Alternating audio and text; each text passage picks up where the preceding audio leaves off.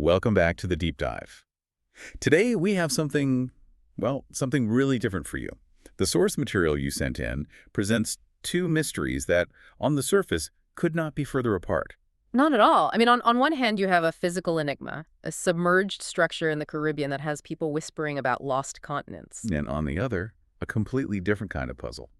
It's a cultural one, a psychological one, a legendary monster rooted deep in the history of North America. It's a really fascinating contrast. We're going on an investigation that, spans something like 11,000 years. It crosses continents, and it really forces you to look at the nature of belief itself. We're literally moving from limestone slabs under the sea, things geologists can drill into, to the snowy, ethical landscape of Algonquian oral tradition. Exactly. And our sources are just as varied. We've got hard-nosed geological papers, colonial records from Jesuit priests, and then on the other side, psychic predictions and critical cultural analysis. So our mission here is pretty ambitious. We need to get beyond just, listing the facts. We have to really understand the evidence for the Bimini Road, or the lack of it. And then contrast that with the incredibly powerful cultural context of the Windigo spirit, which is mythical, but feels incredibly real to the people whose stories it belongs to. Yeah, we want to know not just what people are claiming, but why these stories have such staying power. What fundamental human hopes and, I guess, fears they tap into. This whole deep dive really comes down to evidence versus ideology. It's about how we impose meaning on something we don't understand. Whether that's a strangely regular pattern of stones under the water or an ethical warning against greed. Right, that human compulsion to connect the dots, that's what makes these mysteries last. Okay, let's unpack this. Starting 11,000 years ago with the story of Paradise Lost. So before anyone was even thinking about diving in the Bahamas, the idea of some kind of lost, submerged civilization was already out there, waiting for a home. And that's all thanks to the legend of Atlantis. It really is. I mean, if you want to understand why a bunch of rocks off the coast of Florida caused such a stir, you have to go all the way back to Plato. He's the only source, right? The original source. The singular source. Yeah. He was writing his later dialogues, Timaeus and Critias, around 360 BCE.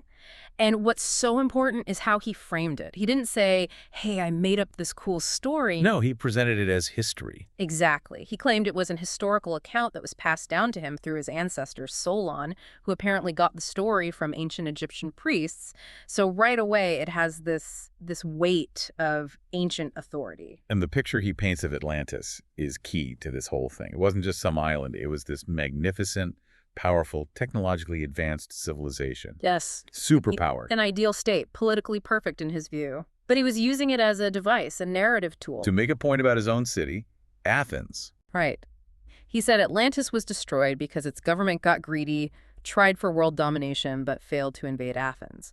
So it was this story to demonstrate the moral superiority of Athenian democracy and, their temperance. So it was the moral decay that came first. That is the absolute core of it. Moral rot before the physical cataclysm. According to Plato, the Atlanteans fell out of favor with the gods because of their corruption and their hubris. And then, boom, the entire island was wiped off the map. Sunk by earthquakes and floods. In a single day and night of misfortune. And the timeline he gives is staggering. He placed this event 9,000 years before his own time. Which, if you do the math, puts the fall of this lost civilization at roughly 11,000 years ago. And that's the key insight, I think. The legend lasts not just because we're fascinated by ancient aliens or lost tech.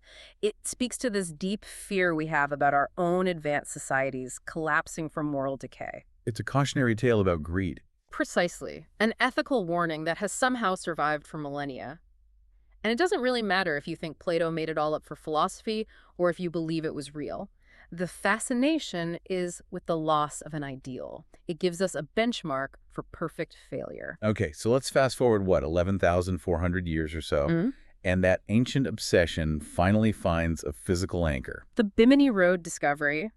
It happened in September of 1968 in a location that just seems almost tailor-made for a mystery. Where exactly was it? Off the northwest coast of North Bimini Island in the Bahamas. I mean, it's incredibly accessible. It's only about 55 miles east of Miami Beach. And it's not in some deep-sea trench. It's in shallow water. Remarkably shallow, about 18 feet deep, which means you don't need a submarine to see it. You can just dive down. And the three divers who first reported it, Jacques Mayol, Robert Angrove, and Joseph Manson Valentine, They weren't even looking for Atlantis, were they? No, but when they saw this formation, their reaction was just instantaneous. They thought they'd found something engineered, something deliberate.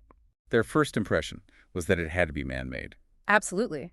They'd stumbled upon this neatly ordered linear feature made of massive stone blocks. It stretched for nearly half a mile, 1,500 feet running northeast to southwest. So it looked like a road or a wall. Or a seawall, maybe the foundation of an ancient harbor, something that just didn't look natural. And if you look at the photos, I mean, you can understand why they jumped to that conclusion. Yeah. The stones themselves are enormous. Huge. Some of them are up to 4 meters, so what, 7 to 13 feet in length.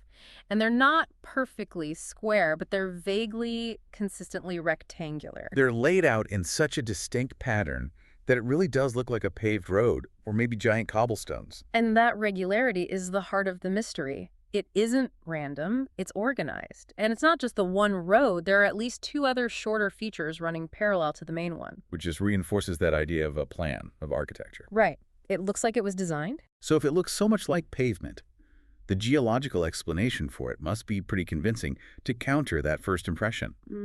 How does nature create something with such sharp angles and straight lines? This is where the scientific community, especially the research from the University of Miami's geology department in the 70s, provided the definitive, if maybe less romantic answer. Okay. The formation is composed of something called beach rock. Beach rock. So basically fossilized beach sand. Exactly. It's a type of naturally occurring limestone, basically a concrete of local materials, sand, gravel, shells, bits of coral. So how does that form into something that looks like a road? Well, the key is how it forms. It happens really fast, sometimes in just a few decades. These materials get cemented together by calcium carbonate, usually just beneath the sand in the intertidal zone, where the tide moves in and out. So it creates a big, solid sheet of this rock right along the coastline. A continuous sheet. That's the key. So imagine this huge, hard sheet of rock under the sand. Then, over thousands of years, sea levels rise. The sand around and underneath the sheet gets washed away by tides and currents. And the rock sheet is left exposed. Exposed and unsupported. And because it's brittle, it starts to fracture under the pressure of the water and its own weight. It breaks up along natural stress lines. So the argument is that the regularity, the straight lines and rectangular shapes, isn't from ancient builders cutting stone. It's from a geological process breaking a single, uniform sheet of rock. Precisely. Because the rock is uniform, it tends to break in surprisingly regular, blocky shapes. It's a trick of perspective. It's geology mimicking masonry. It's a fascinating but entirely natural phenomenon. Yes. And those parallel features, they're just other strips of beach rock that formed at slightly different times, or maybe broke apart differently due to wave patterns. So while it looks man-made, the science behind its composition and formation points strongly to natural origins. That scientific explanation might satisfy a geologist, but when you have something that looks so engineered in a place that's tied to an ancient prophecy, well, the mystery doesn't just go away. No, it doesn't. And that brings us to the key figure who really cemented the Bimini Road status as Atlantis' calling card, Edgar Cayce. The sleeping prophet. That's the one. Cayce was this American clairvoyant who, starting back in the 1920s, would go into these trance states and give what he called life readings. And he talked about all sorts of things, right? Reincarnation, healing. And critically for our story, a very detailed, expansive narrative about Atlantis. And he made a prediction in 1938, decades before anyone found the Bimini Road. That was, well, it wasn't vague at all. Not at all. He reportedly claimed that records from Atlantis, specifically about how to build these mysterious energy crystals they had, the Firestone, would be found in a submerged temple near Bimini. And here's the part that just launched this whole thing into the stratosphere, the timing. He specified, expected in 68 or 69, not so far away. I mean, the synchronicity is just, it's unsettling. Right. Divers find a massive, man-made looking structure off the coast of Bimini in September 1968, exactly in the predicted year. Right. That alignment of structure, place, and time is the fundamental clue for every single believer. It must have electrified the New Age community. Oh, absolutely. They were convinced this was it. This was either a physical part of Atlantis or, at the very least, a highway leading right into the lost city where those records were kept. The prophecy had seemingly come true. And it's interesting because Cayce's version of Atlantis was even more detailed than Plato's. He also focused on that same idea of moral failure. He did. He saw Atlantis as the first technologically superior civilization. He said it was huge, the size of Europe, including parts of Asia, and divided into 3 islands, Poseida, Og, and Arion. And the technology he described sounds like something out of science fiction. It really does. He talked about these immense crystals, the great crystal or towai, that converted solar energy into power. He mentioned healing with sound waves, advanced transport. But just like Plato, Cayce stressed that the technology wasn't the real problem. The flaw was moral. It connects right back to that theme of greed and hubris, but Cayce actually put names to the conflict. He did. He claimed there were 2 rival factions fighting for control. On one side, you had the Children of the Law of One, who are all about spiritual stewardship and using the crystals ethically. And on the other, The Sons of Belial. They wanted to exploit everything, natural resources, and even what he called a class of dull, half-awake subhumans for material gain. And their conflict, driven by greed, is what ultimately caused the final catastrophic destruction. but before we get to the hard scientific evidence against all this, there's a really important nuance about Cayce's prophecy that most people miss. This is so key, because while Cayce did mention finding records of the manners of construction of that firestone crystal near Bimini, the actual rising of the main continent of Atlantis was predicted to happen somewhere else entirely. Oh, really? Yes. Cayce specifically predicted that Poseida, which was the most advanced of the 3 islands, would be one of the first parts to rise again. And he located Poseida near the Azores, out in the middle of the Atlantic. Okay, so the Bimini discovery wasn't supposed to be the continent itself rising from the sea. No, it was just the location where specific records were supposed to be found, which just happened to be in the same time frame. Now, that distinction makes the whole thing less of a slam dunk for believers, but... It's still incredibly compelling. Exactly.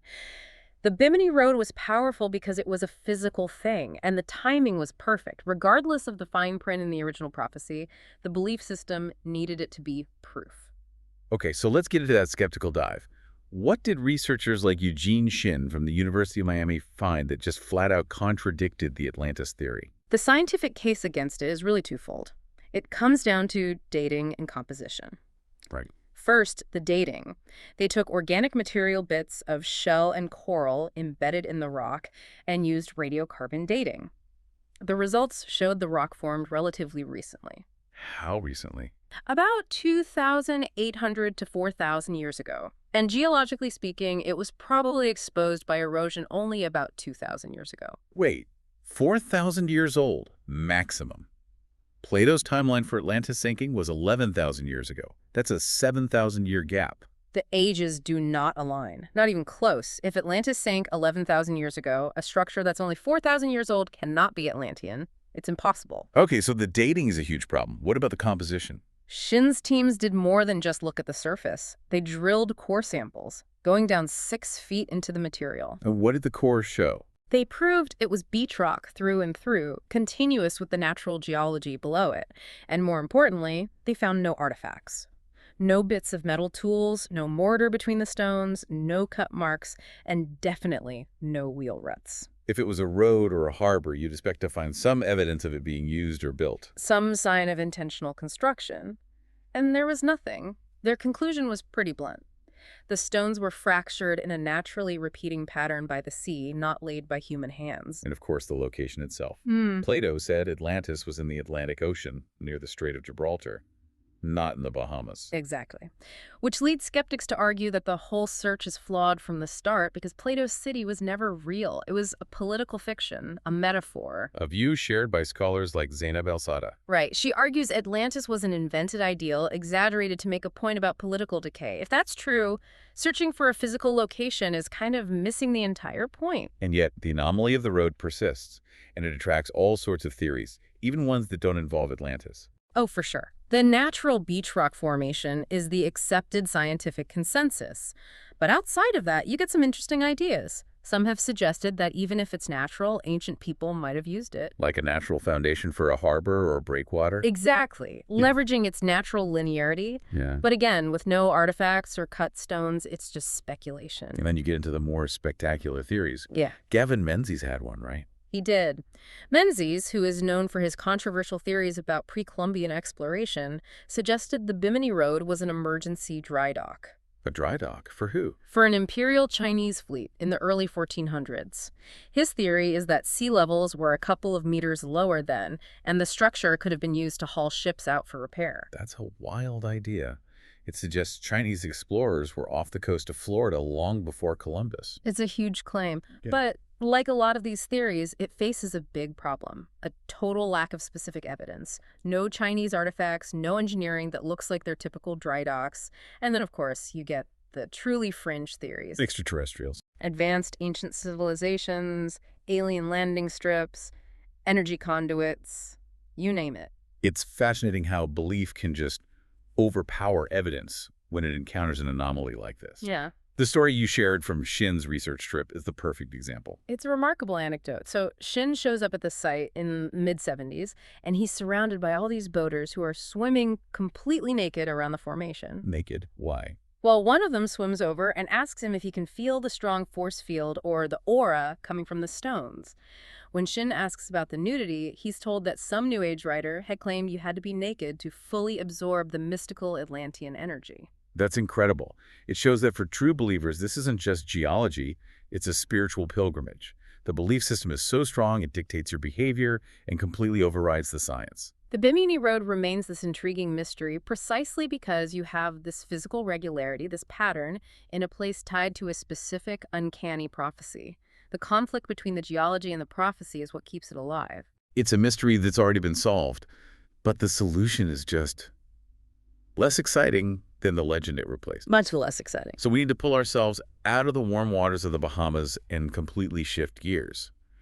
We're moving from a physical puzzle of a paradise lost at sea to a spiritual terror born from scarcity and isolation. It's a huge shift. We're going from a material failure you can carbon date to an ethical failure that lives in the deep psychological history of a people. We're talking about the Windigo. A foundational moral framework for communities that had to face existential threats. We're no longer asking what's under the water. We're asking what's inside the human heart. So let's start with the origins. Where does the Windigo or Whitico, where does it come from? It comes from the vast oral traditions of the Algonquian-speaking tribes. These are the peoples who lived across the Great Lakes region, Canada, and the northeastern U.S. So nations like the Cree, the Ojibwe, the Wabanaki. And the name itself, what does it mean?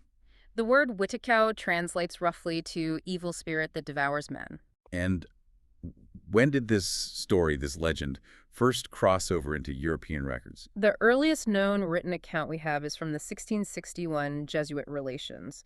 These were reports that Jesuit missionaries in New France sent back home, and they documented a story about Cree tribesmen who developed this terrifying cannibalistic mania during a brutal winter famine. What did the Jesuits actually write down? What did they describe? They described it as a mysterious illness that would strike people who were already suffering from extreme starvation. They wrote that those afflicted became so ravenous for human flesh that they attack women, children, and even men like so many fierce animals. And they noted that the communities often had to kill these individuals. Yes, in order to stay the course of their madness. So right from the very first written account, the Windigo is tied to these two primal horrors: extreme winter and the ultimate social taboo, cannibalism. But the symbolism is much deeper than just a survival story. So much deeper.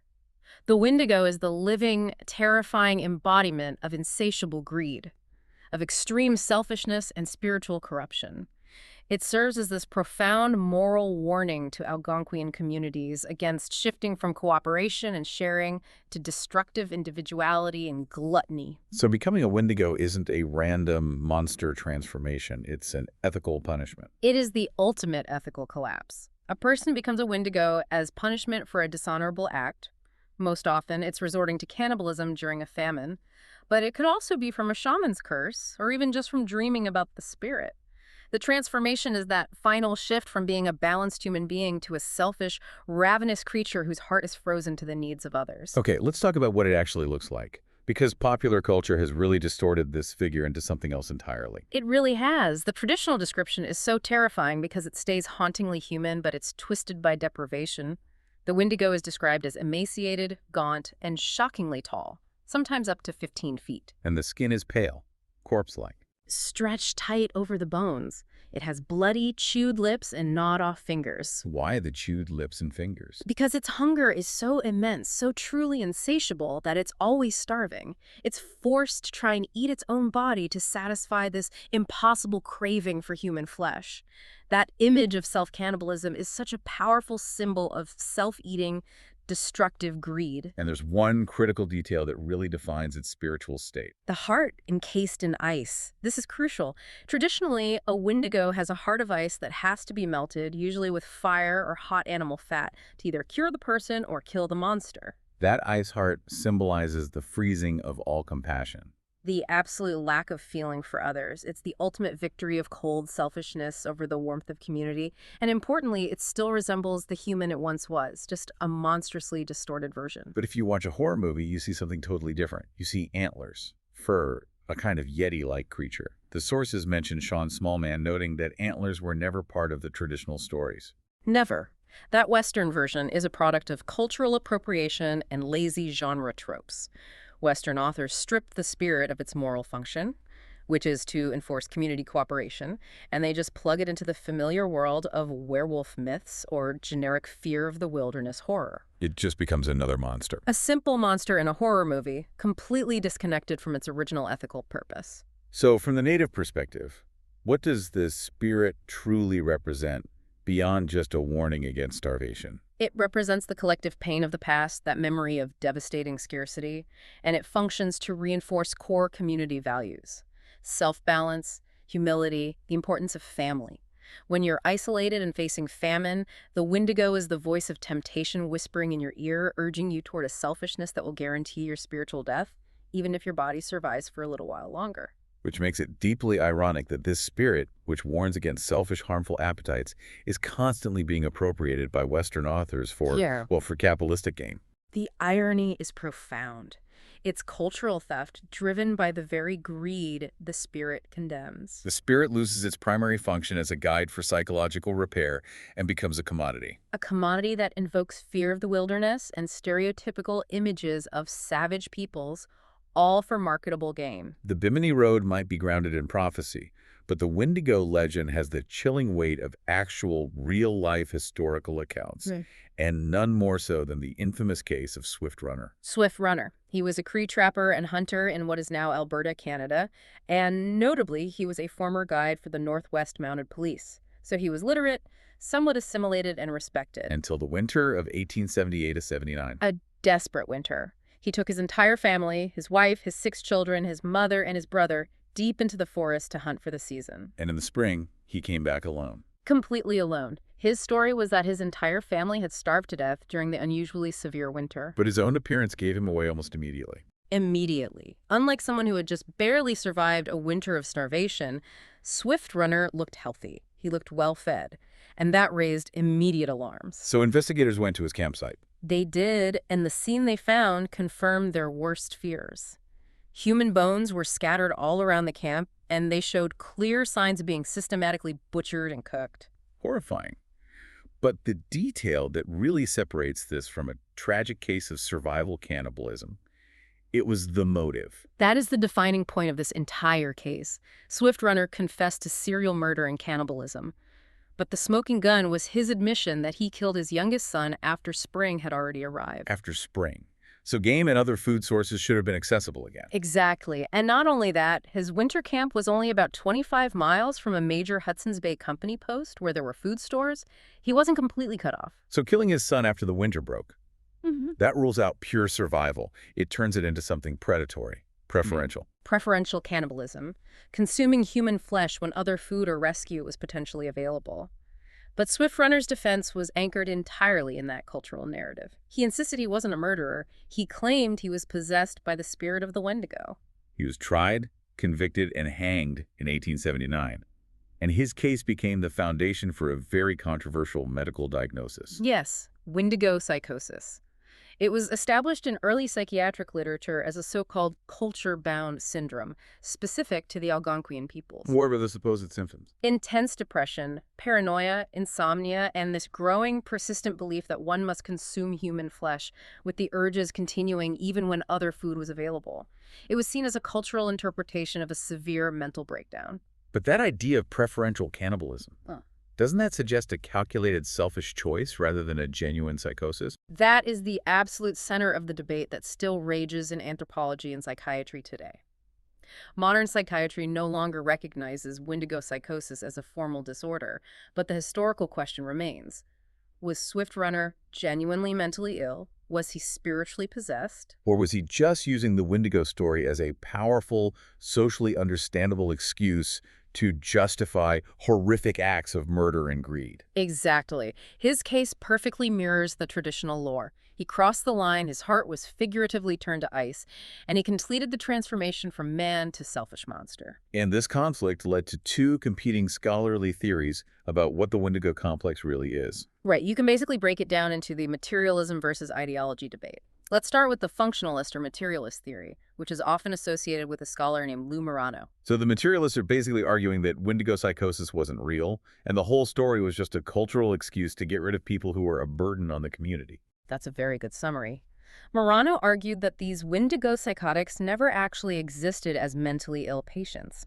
He proposed that the Windigo concept was an ideology that evolved to legitimize the execution of people who were already a liability, the disabled, the incapacitated, or people already known to have resorted to cannibalism in past famines. He called it triage homicide. Triage homicide.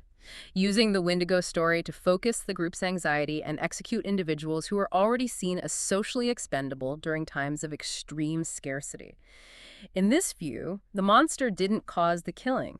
The need to kill created the monster. That is a chillingly pragmatic view. What's the opposing theory, the ideological or fatalism theory? This is the view championed by scholars like Robert Brightman. They argue that the disorder was factual and unique to the Algonquians because of their specific cultural beliefs. The cannibalistic urges, they argue, stem from fatalism. Fatalism. The profound belief that dreams or sorcery or a spirit possession had predestined an individual to become a Windigo. In this mindset, the person becomes genuinely convinced that the act is inevitable, it's their fate. And the community's response is then focused on preventing that predestined corruption from happening. That fatalistic view seems to align better with some of the heartbreaking historical accounts, like hunters who actually asked to be executed before they transformed. Yes, the case of a Woods Cree man named Mapenin in 1896 is a powerful example. He started showing the classic symptoms. As he got worse, he begged his friends to kill him because he was terrified he would harm them. He requested his own execution. He did, as a final merciful act. And that kind of behavior strongly challenges the triage homicide theory. It shows the person's own internal distress and self-aware fatalism, not just a community trying to eliminate a burden. We're not just dealing with a monster, but with a deeply afflicted person who sees execution as the only cure. And that desire for a cure, not just elimination, is key. Execution wasn't the only response. We have accounts of attempts at curing them. Exorcisms, prayers, giving them hot grease to try and melt the ice heart. That shows a desire to help, which is the opposite of just trying to get rid of someone. Exactly. And you see that hope for a redemption even more clearly in the stories of the Chinoo, the Wabanaki version of the Windigo from around Maine. What's different about the Chinoo? The Chinoo stories are critical because they often include a redemption arc. They tell of this cannibal ice giant who could be redeemed and cured through compassion by being nursed back to health with warmth and hot bear fat soup. That possibility of melting the ice heart and reclaiming your humanity is a profound feature that gets completely stripped out when Western writers turn the Windigo into an irredeemable killing machine. We've looked at a 4,000-year-old road that people project an 11,000-year-old prophecy onto, and a cannibal spirit that embodies greed. Why do these two totally different mysteries stick with us so much? I think they persist because they both speak to fundamental human anxieties. They're both about catastrophic failure. One is material, the other is ethical. And they're both about a search for a lost golden past, or a search for a moral compass. The Bimini Road and Atlantis are driven by that desire for lost knowledge. Absolutely. Atlantis is about the hope for a lost golden age. a secret archive of advanced knowledge that could maybe save us today. Whether it's Cayce's hidden records or just the idea of a perfect society, the mystery offers this tantalizing idea that the answers we need are just out of reach. And the Windigo is the opposite. It's the fear of internal corruption. It's the perfect story for the fear of isolation, of scarcity, of becoming monstrously selfish. It's that anxiety about where the line is between being human and just being pure, raw appetite. And both are subject to these massive external interpretations. We force the Bimini Road to fit Plato's narrative, even though the dates are all wrong, and we warp the Windigo to fit Western horror tropes, stripping it of its moral meaning. That warping is where the issue of cultural appropriation becomes really severe, especially with the Windigo. Western media consistently falls back on the simplistic savage versus civilized dichotomy. How does that show up in the sources? Well, authors like Algernon Blackwood and later Stephen King, they use the Windigo to invoke this generic fear of the big, scary wilderness. They bolt on stereotypical Native American themes, the antlers, the burial grounds, the vengeful spirits, to create a marketable monster. So if the Windigo is fundamentally about the dangers of individuality and greed within a community, Then turning it into a horned beast that just hunts people in the woods completely severs it from its ethical purpose. that's essentially the cannibalization of a native belief system, driven by a capitalistic appetite for money and popularity, which is painfully ironic. The irony is unavoidable. The appropriation turns a complex moral lesson into an easy, sellable stereotype. And this has had real-world negative effects, as we saw with the creation of Windigo psychosis. By reinforcing this fictional cannibalistic persona, early researchers unintentionally contributed to a dehumanizing view of these tribes. It creates a feedback loop where the stereotype becomes the evidence for the diagnosis. Exactly. And non-Native people can then identify with this romanticized spiritual idea of Native America, but only after it's been safely packaged into a stereotype that's totally disconnected from the real living cultures that hold the Windigo as a complex moral guide. Okay, so let's try to synthesize the most compelling conclusions we can draw from this whole deep dive. All right. For the Bimini Road, I think the scientific evidence is conclusive. It's a natural beach rock formation about 2,000 to 4,000 years old. But its enduring status as the best link to Atlantis is entirely because of the uncanny timing of its discovery in 1968. It lined up perfectly with Edgar Cayce's prophecy. Perfectly.